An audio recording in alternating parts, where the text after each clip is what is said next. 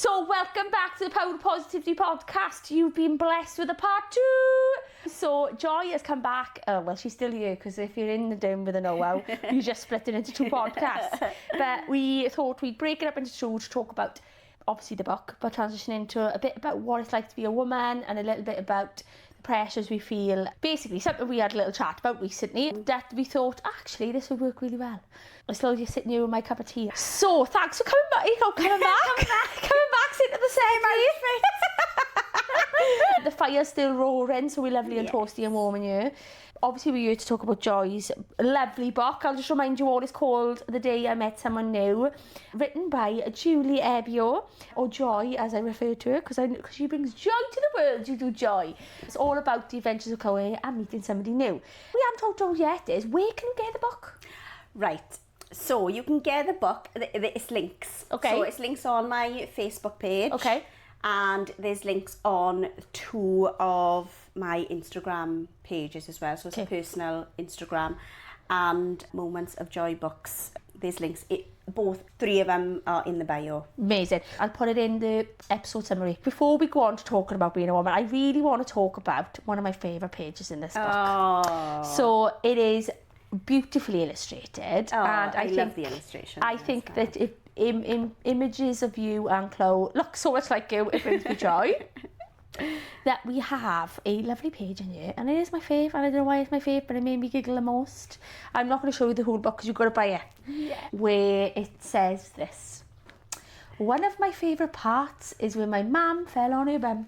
That is my favourite page. It brings me joy because her mum fell on her bum. Yeah. And Chloe is laughing at that, if you can see that on there. How much is it if people want to buy it? I think it's with post and package, $11.99, something like that. Absolute bargain. You can't even get a takeaway for that. This is an investment piece so people can read to it their is. children. And this is, funnily you say about investment piece, I put this on Amazon books, I'm sure. Okay. And what they do is they print the book. Okay. And then they send it, so I don't see it. Okay. So obviously as an author you get one. Right. An example one or something. Yeah. And it came and it was shocking. Oh no. It was shocking. And I thought, I spent so long on this book that I don't want people to open it. And the pages on the Amazon one it was paper. Oh no. It was paper. Real glossy. And I just thought, no, I want people to really enjoy it.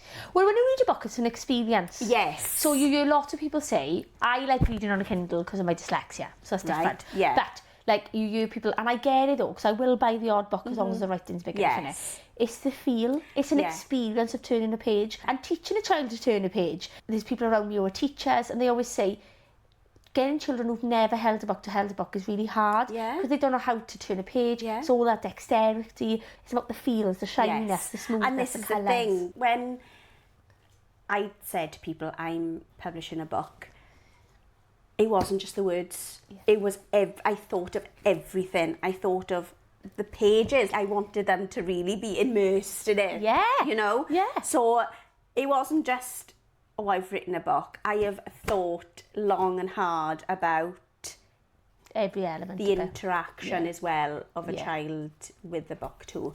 And I think what's really interesting when I flick through this, without spoiling it for anybody, is you never see the person's face, the boy's face. No. And I think it's really, really important. Yes. And you don't, when you first start reading, you think, because you don't need to know, this is about Chloe's journey of meeting somebody new. And that was really important to me. So clever. Because when I obviously was writing it, I was thinking, right, what bad things, weighing out the pros and cons. Yeah. And a lot of people meet a lot of different people. Yes, they do. Yeah. And it's not just that one, that one person. Maybe that might be an unhappy relationship, so they go on to meet another one. Yeah. I didn't want to put a face on the male part in this book because people meet new people. They might not look like the person that I met, and a loved one can look so different. Yeah. So I didn't want to put a specific look on the male person, so I just hid the face. Yeah, I love it. And I think what you said there about not every transition or every meeting is going to be perfect. Yes. And I think that's what you get through the book. It's just about Chloe meeting somebody and still not knowing all the answers. Yes. It's not necessarily, it's just to say that it wasn't as big as a scary day which is so important. Yeah, yeah. And that feeling those nervous belly is normal. Yeah. And that adventure is to be continued, Yes. isn't it? Yeah. I think that is a lovely way of the way you've written it. So that can be really relatable to anybody who meets somebody new from that process. Like you said, it's that process of Chloe's world rather than mine. I could have written a book about how I felt and how I met someone new or whatever, but having a book for Chloe's voice or a child's voice, I think is more important in that transition, because emotionally, how are they gonna cope or when they are introduced to someone new? I know that takes us into where we were chatting a little bit earlier on around how the weight of the world and the pressures as being a female or a woman, with International Women's Day, the transitions between the pressures in our culture anyway, there seem to be more on the woman for some care responsibilities. And I know it's not the same for everybody. We have lots of wonderful dads who do loads of wonderful things. Brilliant. Yeah. But I do think when I speak to lots of females around me, there seems to be like, we have to think of more of everything. Like, when you get a food tech tomorrow, or there's rugby this week, or more of that, it's that constant, like, we're more the strategic long-term thinkers. And I'm not saying, I'm talking really broadly here, because I know there are lots of men who are amazing in people's lives, but there seems to be, and it's just culturally seen, when you look at carers in the UK who care for the elderly, statistically proven that females are carers much younger than males. So, how hard it is just trying to juggle, just like we've talked about, how difficult it is trying to juggle being creative, like you've written a book, I'm trying to do a podcast, while trying to work full-time, part-time, juggle, parenting, juggling, trying to, building our relationships, seeing our families, seeing our friends. And let's be honest, when you're trying to book a date in with your friends and you're like, I'll see you in 2026. That's true, it's true. I think a lot of people can relate to that, Lisa. A lot of people can relate to that. I think women carry a lot of weight on their shoulders. I've seen it firsthand. I have been brought up with amazing women all around me, and you can see it, evidently. But I think as well, we carry it so well, which is maybe can be negative or in a positive way. We do carry it well. So do you think that's why we don't talk about it as often? Yeah. Because I think it's a struggle that's not talked about. Of course. My brain's going on a tangent. I love a tangent, as we all know. Because we hide it, like we talk about periods. Everyone knows you're going to get a period, and you talk about when they come, how you're going to feel, what it means, and like people get taught in school. Yeah. What they don't tell you about is the menopause. Yes. And no, it's like the unspoken thing that I genuinely knew my mother went through vaguely, but like she didn't throw it at me. She threw a rolling pin once across the room. She was a cake maker, mind, I'd like to say. She was a cake maker. She didn't throw it at anyone, I'd like to put that as a disclosure. But she was so angry because she just, she had brain fog. She couldn't remember what she was doing. She launched this rolling pin across the kitchen. And I was like, you're right, Mum? She was like, no. And I didn't quite understand the journey that you go through as a woman, and like how, especially in our jobs, we are listeners, we're empaths, and how much we take from other people, and specifically women come to you a lot because of the type of work you do and your beauty industry. So we carry a lot of that as well, that emotional load, isn't it? Oh my gosh, yeah. A lot of people who come to my chair, it's kind of like a therapy session, but I hear lots of different stories of women who carry the same load. It's the same. Yeah. I know we're not different. We all carry that woman load, which is very, very heavy. And then when you talk about it, it's like you're failing, or well, you can't do it then. Oh, what are you complaining for? Yeah. It's like a very negative thing when it's open as a conversation. Oh, what are you talking about? Just get on with it. Yeah. We all do it. It's that mentality, I think, nowadays she done it. Yeah. You can do it. Yeah. It's very hard to sit and take a moment to think all of these spinning plates, and if one crashes on the floor, they're all going to eventually crash. Yeah. But then who is there then to help you spin them? Yeah, put them back together. To put them back together. Because if you haven't got, say for example, a living partner or people around you, you were just carrying that by yourself. And it's a heavy burden to carry, isn't it? You talk about those spinning plates and we talk about scenarios, but what I think we do, we take it back to what you said in the last episode, was you put yourself on that pedestal like you needed to achieve this because you felt like you had a point to prove. Yeah. That pressure we put on ourselves, that burden. And sometimes some of those spinning plates do need to fall, because I think to myself, and I've done it, like I'm highly stressed, and sometimes you have to say, it's all relative, that's what they say in it. You have to pause and go, is the world going to end If because that packed lunch today isn't as healthy as this? Like, especially as being a parent and a mum, like, is the world going to end because somebody has a birthday party? But those are the things you really worry about, is like, how are children going to grow into these wonderful human beings? And be like, I seen a TikTok recently, and it did really make me smile. As any child failed being able to, eat their dinner because they didn't have enough tummy time. Exactly. And it really made me laugh, because I thought, no.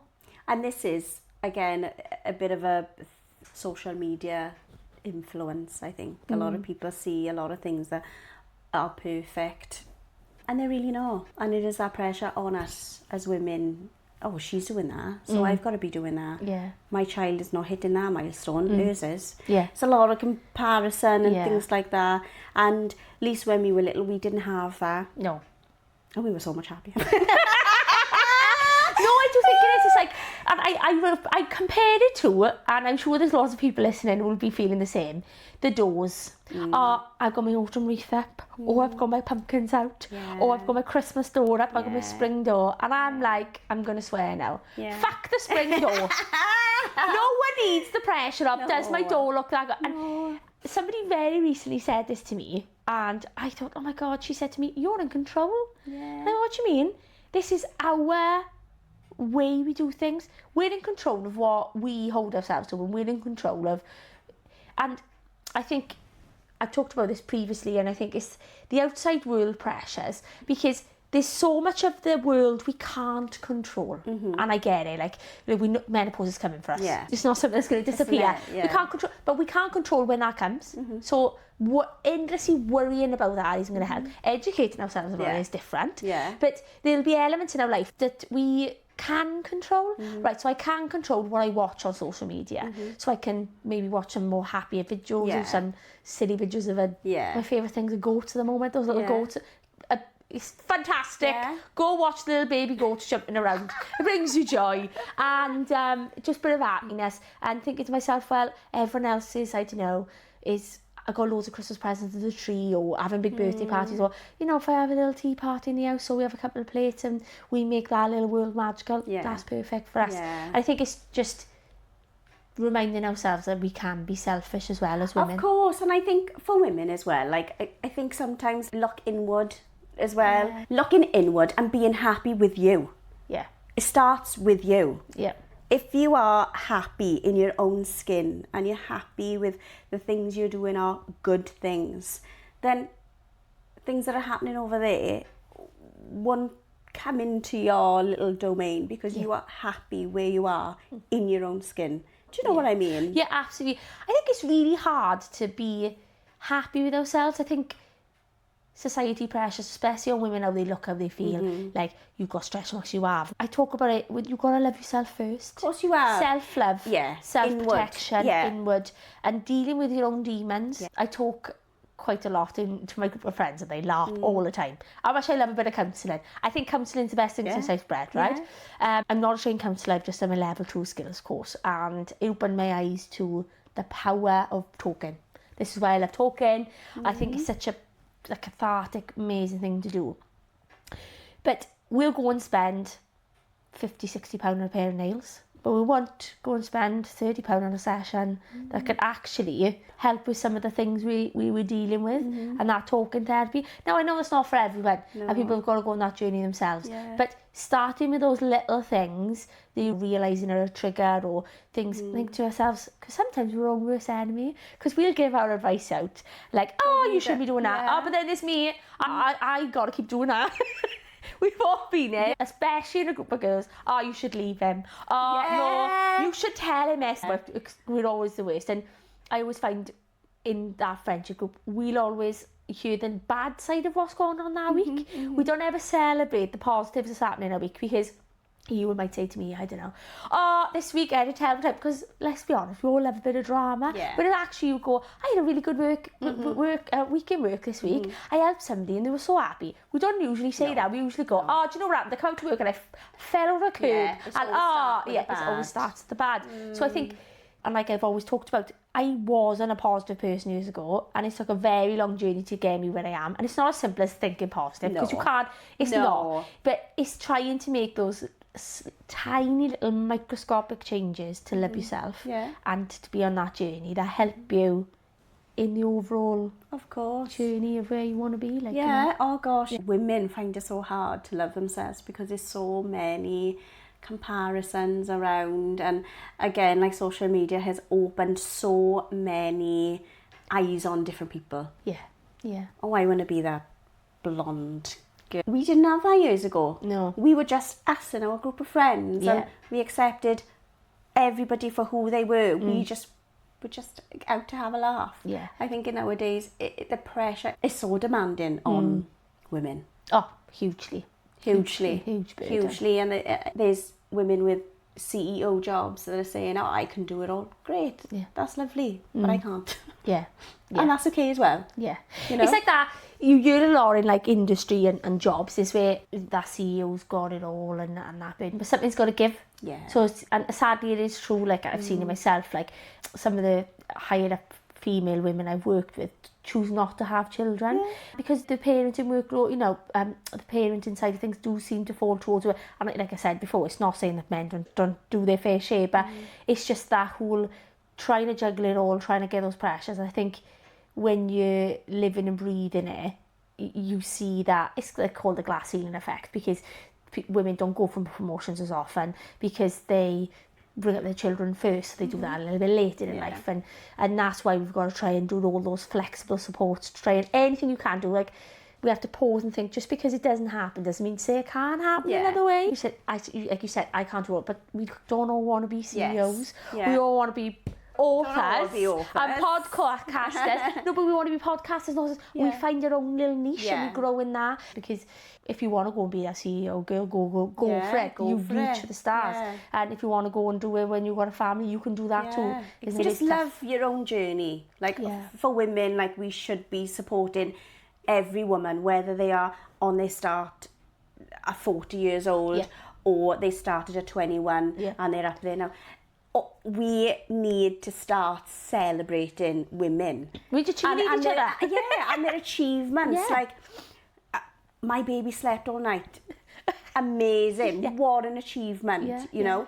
I got my first promotion. Wow. Do you know what I mean? Celebrate women and their journeys. Everybody is on a totally different journey. It was very taught to us that when you leave here, you need to do this and then that. I think in society it is, you need to have a baby before 30. Things like that. Those pressures, we need to start not believing in those pressures, because we do feel it as women heavily. I can remember, I don't know if you can, coming up to 30 thinking, my life is more what I thought it was going to be. What I thought it was going to be. And I am 30 something now. I'm still, you know, I'm living with my parents. I have been in a lovely relationship for 5 years. We're still not living together. But I am at the happiest I have ever been with no constraints or no... That's lovely to you. I think that's where people can think need to be more it doesn't. You can be happy in so many other ways. Of course you can. Like, just because society says you need to be in a relationship on your own home and do it, you don't need to. You can do that in your own unique way, and whatever way that is. Happiness comes in many forms, and we should celebrate them all. Exactly. So I'm all for cheerleading women, girls. Cheerleading. And girls, let's not be against each other. We all need to be each other's support in lots of different things. One of your girlfriends may be going through something really, really challenging. Be there for them. Yeah. Someone might be going through something that you don't agree on. Yeah. Be there for them. Yeah. You know, be There's the enough support. people in the world trying to push us down. Yeah. So we need to be pulling each other up. Yeah. I think that's the honest, is it? Because we've all been there. If we're all honest with each other, we've said, oh, I didn't like your top, or she shouldn't be doing it that way. Is my opinion going to help them? No. Yeah. How can I help them in a different way? We look lovely. Yeah. I love the top. You love the top, exactly. No, and it's so true what you said today then around the comparison. Stop comparing yourself is what I would say. And it's not as easy, obviously, as we are saying now. No, Stop comparing. It is hard. Yeah. I probably looked at someone's body and thought, oh, I'd love that body. Yeah. Oh, what am I going to do now? Yeah. I've got a holiday that I need to... It's hard. You've got to start, here, girl. Happiness and hindsight, innit? Like, if we could go back and... So I'm going to ask you, is going to be one of my last questions to you. What, if you could go back and write a letter to yourself or to a 10-year-old self, what would you say? And it doesn't need to be anything, like, super deep. Previously, I talked about, like, dyslexia won't define you, and just because everyone's telling you to go to uni. I wish you could pass hindsight down. Oh, it'd be amazing. Have a bit of this. Yeah. Have a bit of this hindsight. Oh my gosh, definitely. Yeah, should have. We've got to stop with that and just say, what supportive words of advice, if you could go back to your 10-year-old self, would you say? Have fun. Yeah. Have fun. See the world. Yeah. I'm gutted I didn't see, the world. You are still seeing the world, though. I am still seeing the world. I'm still young, Lisa. Got plenty of time to go, Joy. Yeah, have fun, I think, is the biggest thing. I think in nowadays there's a lot of hardships going on around the world. I think you live when you die, and what you do in between is have fun. Yeah. Have fun, see the world. Have friends, have boyfriends, have girlfriends. Yeah. Just have fun. Be kind. I think that's a big one. I always say to Chloe, before she goes to school, I give her a kiss and I say, be kind but have fun. Perfect. It is. Set boundaries, guys. No, and I think set boundaries is a weird one as well, because I didn't really know what it meant. Right. When you're younger, you don't know what a boundary is. You've got no idea. Obviously, as I got older, and one of the first time I truly understood a boundary was when I did my counselling course. So you set... Healthy boundaries. Yeah, you do. Healthy boundaries.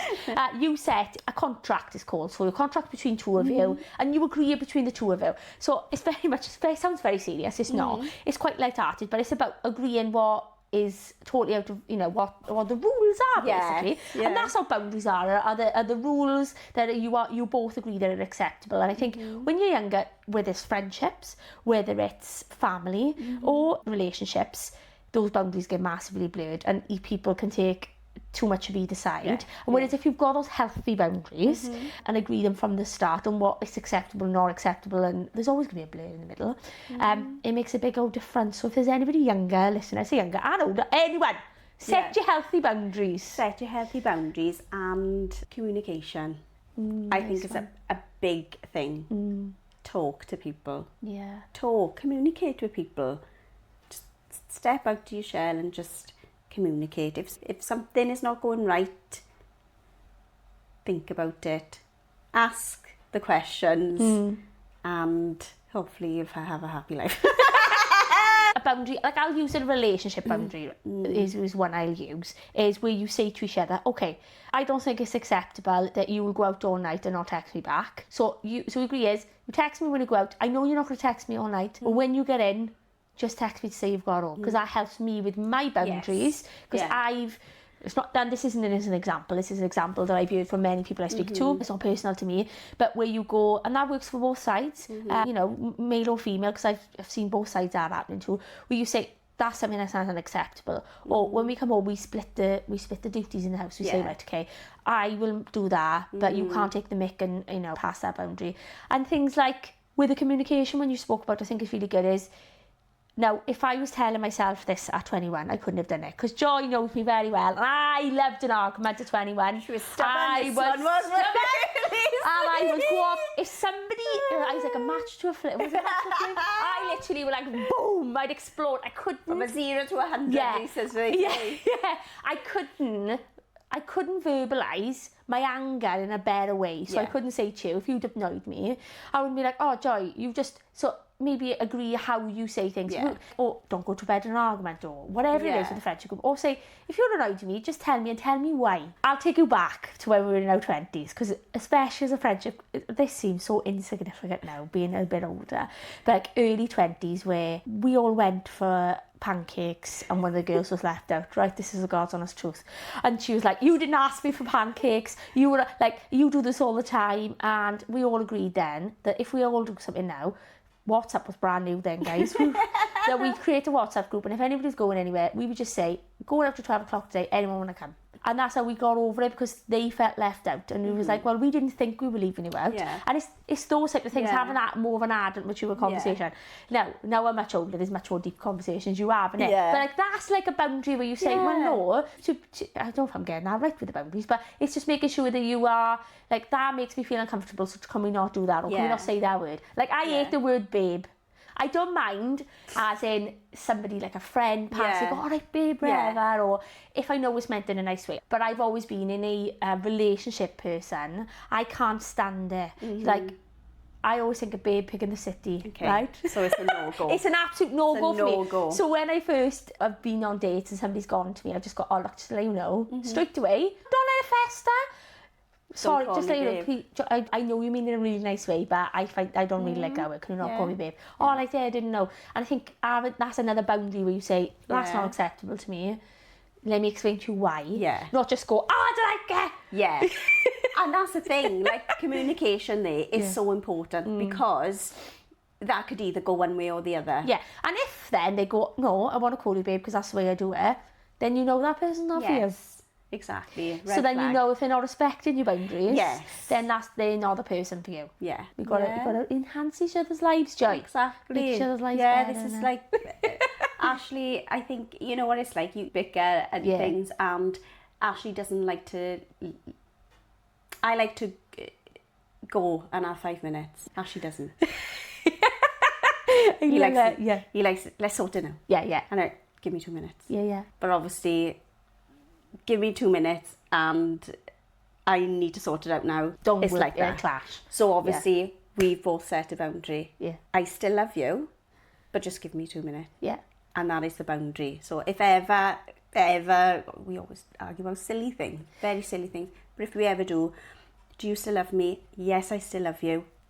Okay, I can give you 2 minutes. Yeah. And then that's it. Communication. I totally like that, because that's really interesting, because, and you know this because you watch me argue with people, instant regret. I'm an argumentative person, you know, I'm not perfect. I'm much better now. And I used to be as well. I used to be very defensive. If anybody said, for example, my sister would say, oh, Joy, you done that a bit wrong. And it was wrong, but I didn't like that she told me I was wrong. So I would be, do. Yeah. But you know now, I'd listen. She would say, I've done something wrong. 2 minutes. She said to me, you've done something wrong. What is the wrong thing you've done, Joy? Yeah. Now I understand. Kim, I'm super sorry. I did do it wrong. Yeah. Let's laugh about it. Yeah. Instead of, you've done something wrong. Have I? Yeah. Me? Wrong. It's one of those things, isn't it? And I don't know whether, because we're older and a little bit wiser now, we can take that time to, I don't know, listen and appreciate about what people are saying to us and that way. Yeah. But I was like you, Lise. Like, literally fiery, jumped down my throat. And then as soon as I'd stop, I still like this now. I still regret an argument. But what made you change that? Was there a certain argument? Was there a certain point? I'd say it was a certain point in my life where I realised that I was losing people by that approach. Yeah. Because I couldn't articulate what you trying to say. Yeah. And then I couldn't that my words were hurting people. I think without realising, because they always say, I hate that rhyme because it's totally wrong.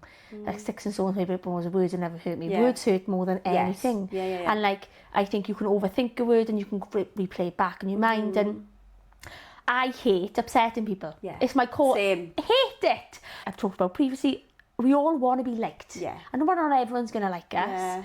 But if I can do anything to make somebody's life a bit better, I will. But that's, I think, back, I'd say, it was probably my mid-20s I started to realise that I'm losing people doing it this way. If I only just try a little bit of maybe approaching it in a different way. And also people are challenging me around me.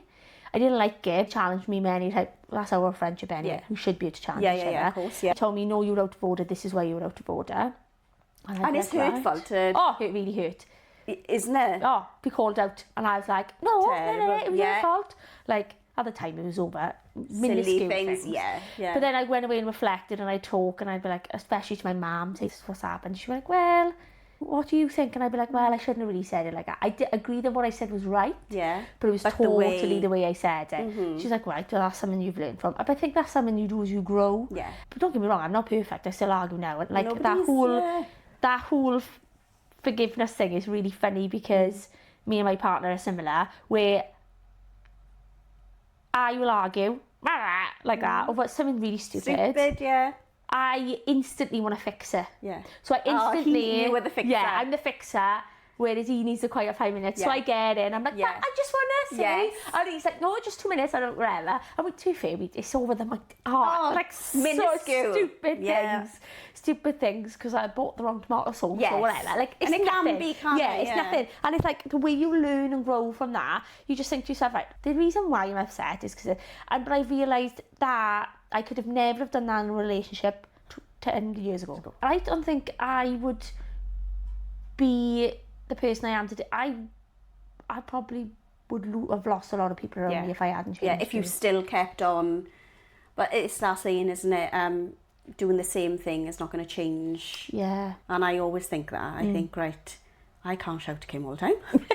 When she tells me I'm doing wrong, it's just listening to people. Listen to them. Don't go red straight away, which I always did. And it sounds like you always did as well. All the time. I think it's like a personal life versus work life. Would I do it in work? No. So why can't I control it a bit more in my own life? Because, but there's been times recently in my personal life where I am about to pop. Like, but as an adult now, I walk away. I just go 5 minutes.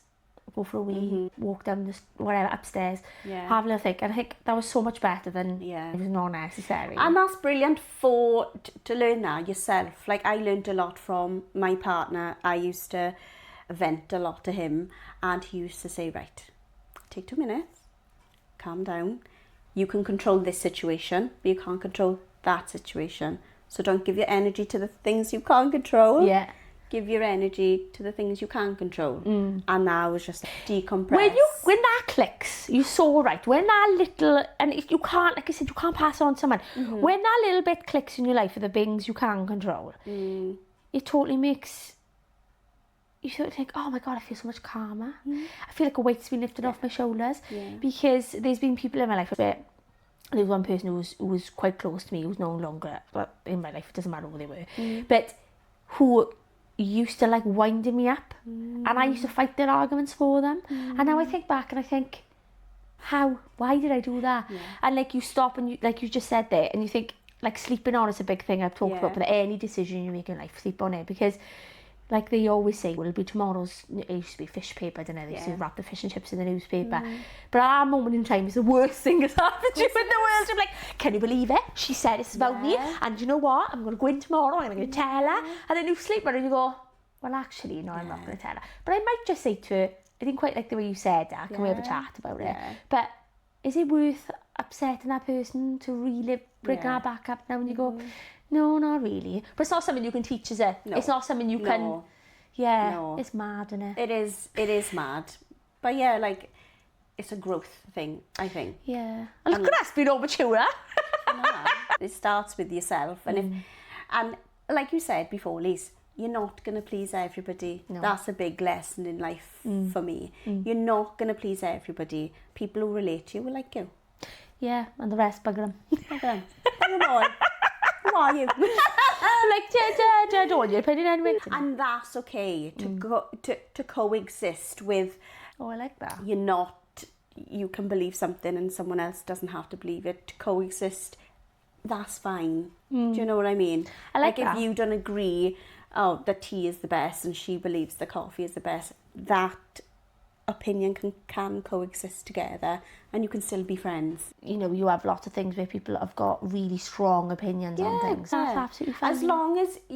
As long as what you believe in is not hurtful to anybody, and it comes from a loving place and a good place, then of course it can coexist. Yeah. I think that's where respect comes into it, innit? You just respect that we think differently. Like I've said before, but you can cast out those people who will make your life miserable. Get rid of them. Get them gone. Of course. If they are not right for you, don't just trundle on because society says you got to. Yeah. Get them gone. Gone. Get them gone. Get them gone. Whatever is pushing you down, leave them. Yeah, get all the weight off your shoulders, innit? Yeah, you will feel so much lighter and so much better. You can get on with your day. Yeah, just do what makes your heart happy. It's my favourite saying on you. I don't realise how much I say it, but do what makes you happy. Do what makes your heart happy. But I'm so pleased you came in today. Me too. It's been lush.